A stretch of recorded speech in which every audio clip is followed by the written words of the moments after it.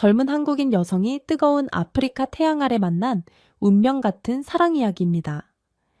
영상 시청하시기 이전에 구독과 좋아요를 눌러주세요. 저희에게 큰 힘이 됩니다. 40을 간 넘긴 김소연은 수도권 근교의 한 중견기업에 다니며 빠듯한 일상을 견뎌왔다. 익숙해진 약속 반복되는 프로젝트 경쟁 속에서 정신없이 달리다 보니 어느 순간부터 허무함이 찾아들었다 먹고 살기 위해서라는 이유로 회사를 다니고 토요일 밤마다 찾아오는 불안함에 잠도 설쳤지만 누구에게나 있는 흔한 고민이라고 여겼다. 그런데 회사가 구조구 조정을 시작하면서 그녀의 부서는 가장 먼저 정리 대상이 되었다. 어쩔 수 없이 퇴사를 택해야 했던 날, 김소연은 회사 건물을 나오면서 짧게나마 이상한 해방감을 느꼈다. 동시에 가슴 속에는 이제 뭘 해야 하지? 라는 커다란 물음표가 생겼다. 그 물음표는 채워질 듯 마땅히 해결되지 않았다. 그러다 우연히 지인이 SNS에 공유한 봉사단 모집 공고를 보게 되었다.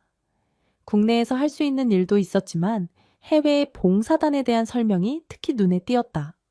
아프리카 자퉁구 지역의 농촌개발 봉사라는 문구를 본 순간 낯선 호기심과 심장이 뛰는 긴장감이 동시에 찾아왔다. 평소라면 망설였을 그녀였지만 이번만큼은 한 번쯤은 과감하게 떠나보자 라는 생각이 컸다. 주변에선 만류했지만 이미 결심한 뒤였다. 어떻게든 한 번쯤은 완전히 새로운 세계에 가서 내가 할 수 있는 일을 찾아보자는 마음이 강했다. 지원서에 자신이 할 수 있는 기술과 경력을 적으면서도 스스로의 결정에 대한 설렘과 불안이 교차했다 막막함도 있었지만 한국에서의 굴레가 아니라 완전히 새로운 환경에서 새로운 사람들과 새로운 언어, 새로운 문화를 경험한다는 사실이 두근거렸다. 비행기표를 끊고 예방접종을 하며 준비를 마치는 동안 이미 그녀의 삶은 전혀 다른 궤도에 오른 느낌이었다. 호들갑스러운 친구들은 도대체 그 먼 곳에서 뭘 하려고? 라거나 거긴 위험해 라는 말을 쏟아냈다. 가족들도 우려와 응원을 교묘히 섞으며 그래도 가겠다면 건강만 잘 챙기라고 당부했다. 모든 것에 지쳐 새로운 무언가가 필요했던 김소연은 그렇게 자퉁구행 비행기에 몸을 실었다. 낯선 모험이 시작되는 순간이었다. 자퉁구의 국제공항에 내렸을 때 한껏 내리쬐어는 햇빛이 숨 막힐 정도로 뜨거웠다. 바람까지 이국적인 냄새를 품고 불어왔다. 공항에 마중 나와 있던 국제봉사단체의 현지 코디네이터 제임스는 따뜻한 미소와 유창한 영어로 소연을 맞이해 주었다. 경쾌한 악수와 함께 웰컴 투 자퉁우 라고 외치는 그의 목소리에 김소연은 자신의 선택이 조금은 떨리지만 옳았다는 확신이 들었다. 공항에서 봉사단 숙소가 마련된 자퉁우까지 이동하는 차 안에서 창밖 풍경은 점차 한국과 전혀 다른 모습으로 바뀌었다. 울창한 바오밥 나무와 먼지가 가득한 황토길 물동이를 이고 가는 여성들, 길게 장작더미를 쌓아둔 가게들 레이, 토레아이, 마을 곳곳을 지나면서 밝은 원색 계열의 전통 의상을 입고 걷는 사람들의 표정이 어찌나 해맑고 평온해 보이는지 어딘지 모르게 정신없는 수도권과 달리 이곳에선 시간이 좀 더 천천히 흐르는 듯했다. 차가 덜컹거릴 때마다 낯선 풍경을 하나씩 눈에 담으며 그녀는 자신이 정말로 지구 반대편에 와 있음을 실감했다. 무엇보다 이게 내가 원했던 자유로운 느낌이구나 라는 감각이 온몸을 타고 돌았다. 함께 봉사를 하러 온 한국인 몇 명과 현지인 스태프들이 함께 지낼 단층 건물 숙소는 생각보다 단출했다. 전기가 안정적으로 들어오지 않아 팬이 자주 꺼졌고 마실 물은 정수 필터를 거쳐도 약간의 흙 냄새가 났다 하지만 김소연은 그조차도 새로운 경험이라 여겼다. 도착 첫날은 정착과 오리엔테이션으로 시간이 훌쩍 지났다. 이튿날부터는 자퉁우 속한 마나카 마을에서 본격적으로 활동을 시작한다고 했다. 교육, 농업, 보건 등 여러 분야에서 봉사단이 해야 할 일이 많았지만 소연은 자신이 어떤 방식으로 마을 주민들에게 도움을 줄 수 있을지 아직 막막했다. 그럼에도 불구하고 마음속에 묘한 기대감이 있었다. 이곳에서 새로운 삶의 단서를 찾을 수도 있겠다는 희망이 그녀를 설레게 했다.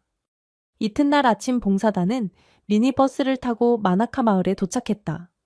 작은 시장이 형성된 중심가를 지나 수수밭과 옥수수밭이 드문드문 보이는 한적한 길가에서 차가 멈췄다. 마을 주민들은 어디선가 하나둘씩 나타나 봉사단을 방했다. 어른들은 수줍은 미소를 지었고 아이들은 호기심 가득한 눈으로 그들 나라 언어로 안녕하세요 라고 인사했다. 소연이 맡게 된 업무는 마을 주민들의 영양 개선 프로젝트를 현지 보건소와 협업해 진행하는 것이었다. 자퉁우는 특히 어린이 영양실조 문제가 심각했는데 단백질과 미량 영양소가 부족한 식단이 큰 문제가 되곤 했다. 소연은 프로젝트를 위해 한국에서 간단한 식품, 보존 기술과 영양 교육 자료를 준비해 왔지만 현지에 직접 와보니 상황은 훨씬 복잡했다. 지역마다 식습관과 가용 식자재가 달라 최적의 방법을 고민하는데 시간이 걸렸다. 그래도 봉사단과 마을 사람들 모두 밝은 표정으로 함께 잘해보자 라는 분위기를 만들어 주었다. 특히 마을 책임자로 불리는 주장이 친절하게 이것저것 알려주었다 도움을 주러 와줘서 고맙다. 이 마을은 적은 자원을 최대한 활용하려 노력하지만 아직 많은 도움과 교육이 필요하다라는 그의 말에 소연의 마음이 묵직해졌다. 자퉁 후 본부와 마나카 마을은 차로 50분 걸리는 거리여서 오전에는 마을에서 활동하고 오후에 숙소로 돌아오곤 했다. 마을에서는 주로 아이들을 돌보고 집집마다 방문해 식생활을 조사하며 작은 세미나로 여러 주민들에게 간단한 위생관념을 전파했다. 냄비나 물통의 위생 상태가 심각해 보일 때면 직접 행주를 들고 나서 함께 닦기도 했다. 그 과정 속에서 아이들의 제잘거림과 주민들의 순박한 표정을 가까이서 마주하면서 어느 순간 한국에서의 내 고민은 너무 사소했던 수도 있겠다 라는 생각이 들었다. 며칠 뒤 한 초가집 앞에서 낯선 청년이 마을 아이들에게 글을 가르치고 있는 모습을 보게 되었다 가니 칠판과 분필로 알파벳과 현지어 기초 단어를 설명하는데 아이들이 집중해서 잘 따르고 있었다. 소연은 그 광경에 자연스럽게 발걸음이 멈춰 잠시 그 수업을 지켜보게 되었다.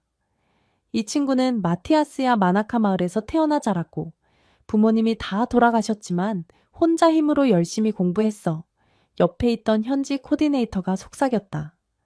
소연은 그 순간 문득 마티아스가 교과서를 들고 열정적으로 가르치는 모습에 시선이 빼앗겼다. 작은 칠판 앞에서 땀을 흘리며 아이들의 눈높이에 맞춰 설명하는 그의 태도는 진심이 가득해 보였다. 수업이 끝나자 마티아스는 소연을 발견하고 먼저 다가와 Hi, I'm Matthias. I heard you're working on nutrition projects here. Thank you for helping our people. 라며 부끄러운 듯 인사를 건넸다. 아직 영어 발음은 서툴렀지만 따뜻한 미소가 인상적이었다. 가까이서 보니 땀에 살짝 젖은 그의 이마가 지나치게 수고로워 보였다. 소연은 나야말로 당신이 이렇게 교육해주는 모습에 감동을 받았다. 고 조심스럽게 답했다. 뭔가 이유 모를 호감이 마음 한쪽에 피어오르는 것을 느끼면서도 소연은 그 기분이 연민 때문인지 혹은 정말 그의 열정에 끌린 것인지 헷갈렸다. 마을에서 일하던 봉사단원들에게 마티아스는 이미 유명한 사람이었다. 정식 교사 자격은 없었지만 자기 돈을 모아 간단한 학습 교재를 구입해 아이들을 가르치고 주변 어른들에게도 글씨와 계산을 알려주고 있었다. 그뿐 아니라 시장이 서는 날에는 마을 주민들이 보다 합리적인 가격으로 물건을 사고 팔도록 돕는 일도 했다. 한마디로 마을의 해결사 같은 존재였다. 소연은 일주일에 3-4번씩 마나카 마을을 방문하면서 자연스럽게 마티아스와 다시 만나게 되었다. 처음에는 업무상의 필요로 마을 주민 데이터 수집을 하는 도중 통역을 부탁하기 위해 마티아스에게 도움을 청했다. 현지어를 영어로, 때로는 서툰 한국어로 번역하려 노력하는 그의 모습은 순수했고 덤으로 든든했다. 동시에 소연은 점점 마티아스가 궁금해졌다.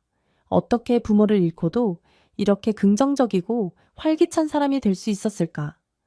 공부할 기회가 많지 않았을 텐데 왜 마을 아이들을 가르치는데 이토록 열정적일까 소연에게 모든 것이 신비로웠다. 또한 한국에서 흔히 느낄 수 없었던 생활 방식과 가치관에 대해 마티아스는 막힘없이 이야기해 주었다. 우리는 가진 게 적어도 함께 나누면 모두가 조금씩은 더 나아질 수 있어요. 부모님이 돌아가셨을 때 저를 키워준 건 결국 이웃들이에요. 그 은혜를 갚고 싶을 뿐입니다. 그의 말에 소연은 잠시 아무런 대답도 할 수 없었다. 한국에서의 생활에서 치열한 경쟁에서 살아남아야 한다는 압박 속에서 절대 듣기 힘든 문장이었다. 반대로 여기에서는 함께 나누고 서로 돕는다는 것이 당연한 문화로 자리 잡고 있었다. 그 사실이 소연에게 큰 감동과 동시에 반성을 불러일으켰다. 둘은 서로의 일상을 교환하는 과정에서 조금씩 가까워졌다. 소연은 종종 번역 앱을 사용해 가며 현지어를 배우려 노력했고, 마티아스는 간단한 한국어 인사말을 궁금해했다. 서로 다른 언어와 문화에 대해 이건 정말 신기하네 라며 웃음꽃이 피었다. 마치 오랜 친구처럼 서서히 마음을 터놓는 시간이 늘어갔다. 어느 날 오후 업무가 일찍 끝나 소연이 혼자서 마을을 둘러보고 있었다 해가 뉘엿뉘엿할 때 주변을 살피던 마티아스가 그녀에게 다가왔다. 혹시 시간이 된다면 같이 마을 강가에 가볼래요? 아주 작은 가을 같은 곳인데 제가 좋아하는 곳이에요. 순간 소연의 가슴이 조용히 뛰기 시작했다. 망설임 없이 좋아요 라고 답했다 강이라. 하기엔 수량이 많지는 않았지만 은은하게 물소리와 바람소리가 어우러지는 곳이었다. 아이들이 물장구를 치고 어른들이 빨래를 하는 모습이 평화로웠다.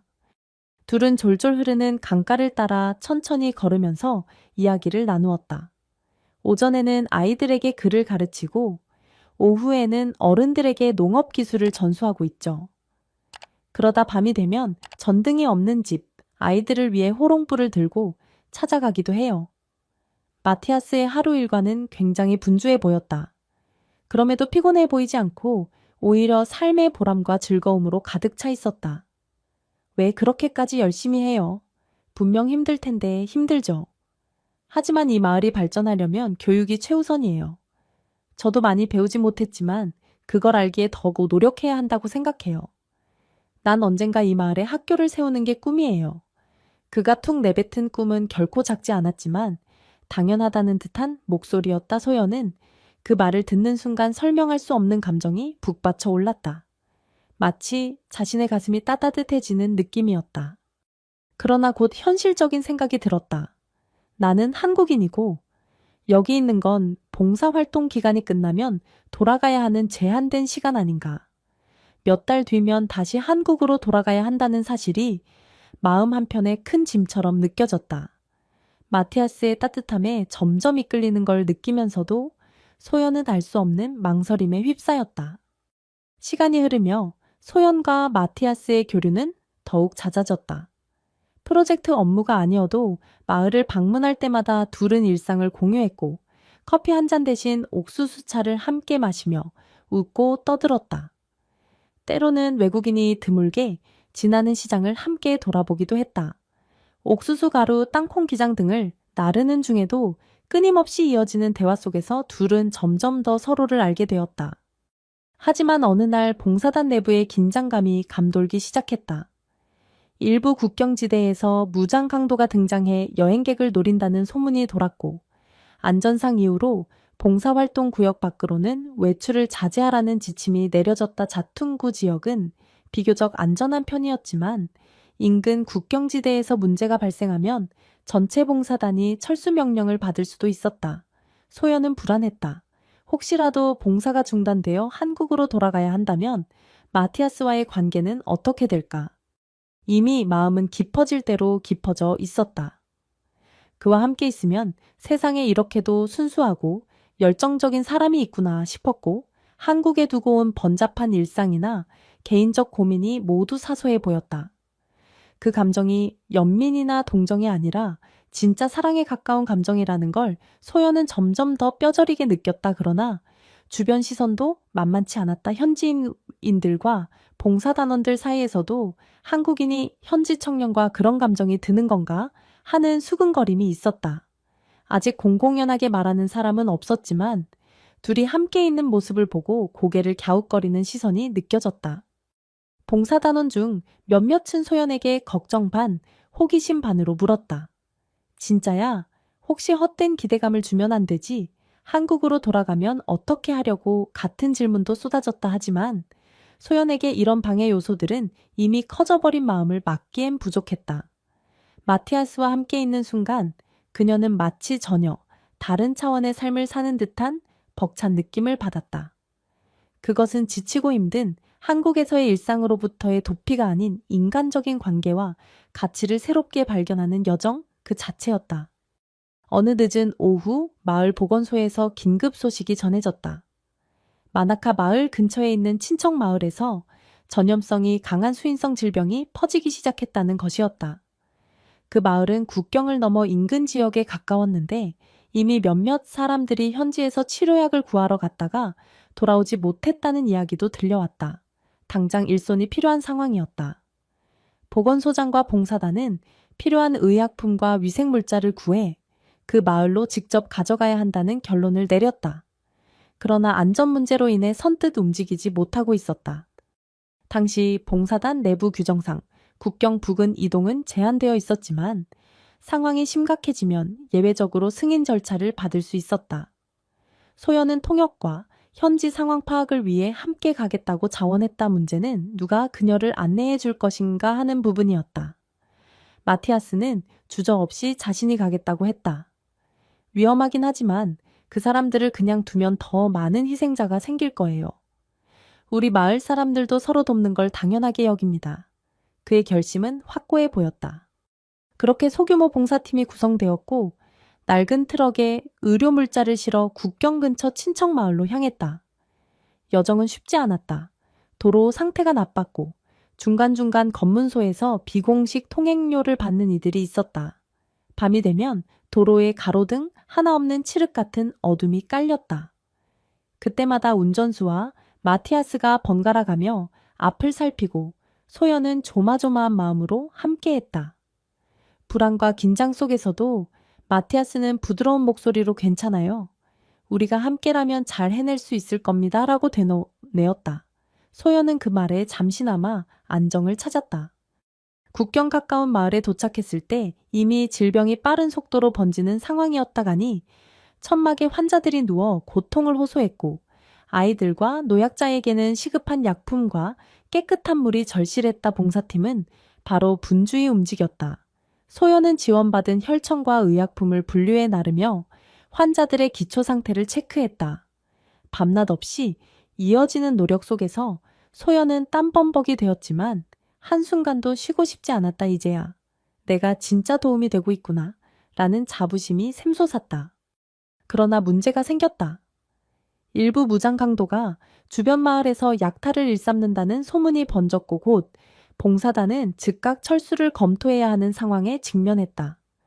현실적으로 이 마을을 지키는 안전 인력은 거의 없었고 봉사단 자체적으로도 무장 세력에 대응할 능력이 전무했다.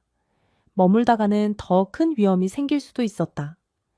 대부분의 봉사단원은 본부의 지시대로 철수를 검토하기 시작했지만 마티아스는 흔들리지 않았다. 환자들이 나아질 때까지만이라도 조금 더 머물고 싶어요. 제발 시간을 좀 주세요. 그는 애타게 호소했다. 소연 역시 만약 지금 떠난다면 제대로 된 치료조차 받지 못한 이들이 어떻게 될까요? 라며 남겠다고 주장했다. 상부와 교신이 이어졌고 결국 최소 인원만 남고 여성 단원들은 빠르게 복귀하라는 권고가 떨어졌다. 소연이 머물겠다는 뜻을 밝히자 봉사단 내에서는 아직 위험이 클 수 있다. 통역이나 보조 업무는 현지 스태프에게 맡겨도 된다며 만류했다. 하지만 그녀의 마음은 이미 굳어 있었다. 자신을 자퉁우에 데려온 것은 이런 순간에 조금이라도 보탬이 되기 위해서라는 강렬한 소명의식을 느꼈다. 그렇게 소연은 몇몇 현지 남성 스태프들과 함께 남기로 했다. 안전을 위해 밤에는 불을 최소화하고 당직자를 나누어 순찰을 돌았다. 마티아스는 아이들과 노인들을 위한 담요와 식량 확보를 위해 직접 총알바디를 자처했다. 한밤중에 먼 거리를 걸어 다른 마을의 지원 물자를 얻어오는 동안 언제 무장 강도가 나타날지 모르는 상황이었다. 소연은 극도의 긴장 속에서 마티아스가 돌아오기만을 기다렸다. 다행히 그는 무사히 돌아와 힘겹게 아이들과 노인들에게 필요한 옥수수 가루와 약간의 담요를 나눠줄 수 있었다. 이 모든 혼란 속에서 둘은 서로를 더 깊이 의지하게 되었다. 국경을 넘나들며 더없이 위험한 순간에도 따뜻한 말 한마디로 서로를 격려했다. 문득 소연은 이 사람과 함께라면 난 어디서든 내 삶을 지탱해 나갈 수 있을 것 같다. 라는 확신까지 들었다. 국적이나 인종 문화의 벽을 뛰어넘는 감정이란 이런 것일까? 가슴속에서 뜨겁게 타오르는 무언가가 있었다. 다행히도 인근 군경의 순찰이 강화되면서 무장 강도의 위협은 서서히 사그라들었다. 국경북은 마을의 전염병 상황, 역시 봉사팀의 헌신적 노력으로 안정을 찾아갔다. 큰 위기를 넘긴 뒤 봉사팀은 자퉁우 본부로 다시 복귀했다. 모두가 탈진 상태였지만 무사 귀환에 대한 안도감이 컸다. 소연은 복귀 후에도 한동안 병원 진료와 영양 프로젝트를 병행했다.